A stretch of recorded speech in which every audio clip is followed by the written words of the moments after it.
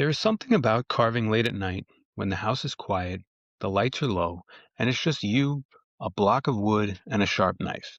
No machines running, no dust collector humming, just the sound of steel slicing through a piece of wood.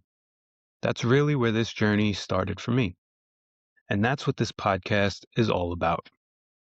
Hello, everyone, and welcome to the very first episode of the Modern Woodcarver podcast. I'm your host, Michael. This show is going to be a place where we talk about carving, the tools, the techniques, the projects, and most importantly, the makers behind the craft. We will have conversations about what we're working on, what we're struggling with, what tools we love, and what carving means to us. I'll be bringing on other carvers, sculptors, and makers to share their journey, their techniques, setups, and more. But before we get into all of that, I want to start at the beginning with myself. I've been involved in woodworking for about 15 years. For a large part of that time, I worked professionally as a picture frame maker, building high-end frames for museums and art galleries. That job taught me precision, patience, and respect for craftsmanship at a very high level. Outside of that, I was building small furniture such as coffee tables, bookshelves, along with other smaller projects like cutting boards, boxes, and wood-turned items, often selling my work at local craft shows or pop-up events. I was mostly self-taught, picking up things along the way. In the beginning, like many others, I learned through watching YouTube videos, watching major creators like Mark Spagnolo from The Wood Whisperer and Steve Ramsey from Woodworking for Mere Mortals. I learned a lot. I also learned a lot on the job as well, from some really amazing and talented people. But honestly, my interest in woodworking goes back even further than that. When I was younger, my father would often bring home scrap pieces of wood for me to play with. I would make them into blocks or signs using a magnifying glass to burn images or letters onto the wood. I even built myself a toy chest. That curiosity, that desire to shape something from wood, was always there at a very young age.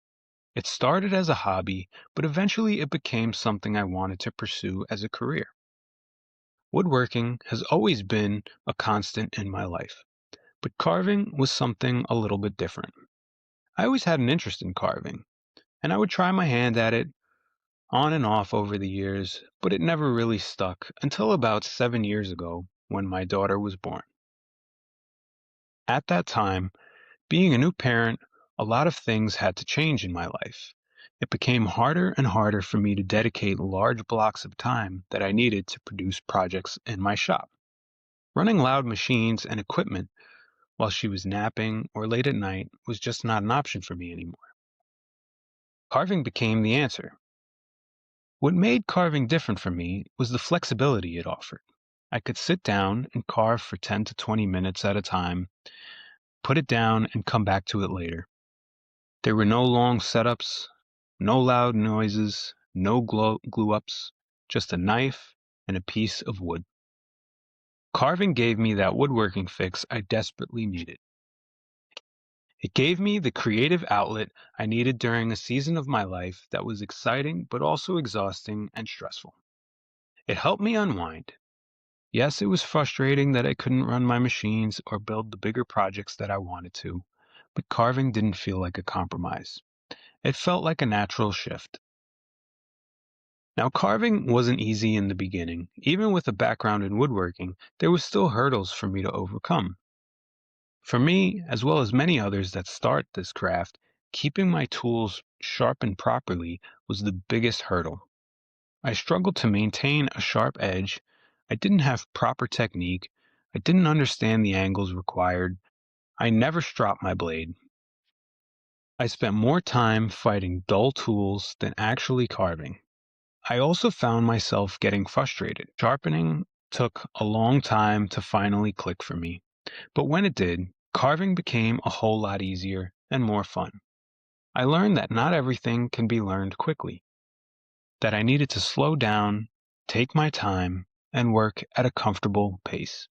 The speed will eventually come later.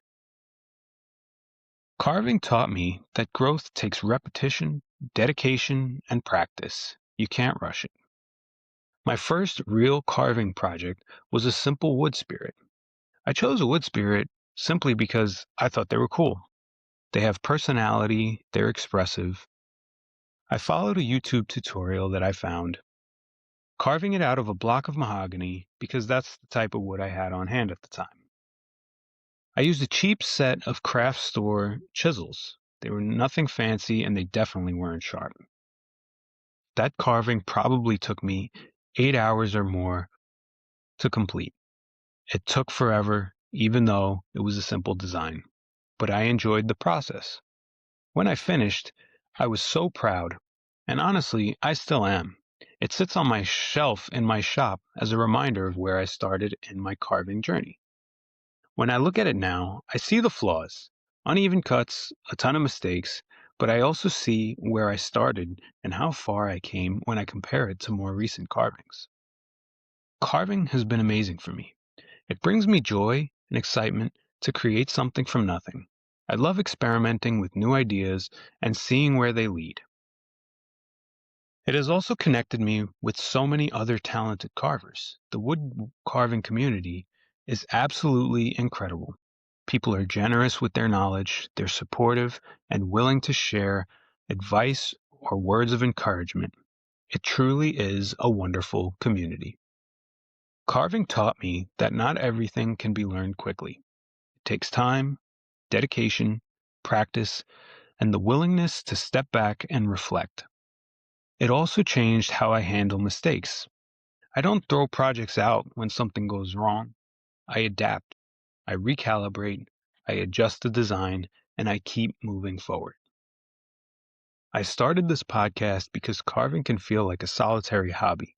You spend hours hunched over your bench in your shop in complete solitude. Although that solitude is part of the beauty of this hobby, there is also something powerful about community. The wood carving community is really amazing, and I wanted to create something that brings that same sense of camaraderie into a conversation format, a place to hang out with like-minded individuals. I hope that you, the listeners, feel with this podcast a sense of connection, a sense of understanding, and inspiration to keep carving. Whether you're just starting or you've been carving for decades, there is room here for you.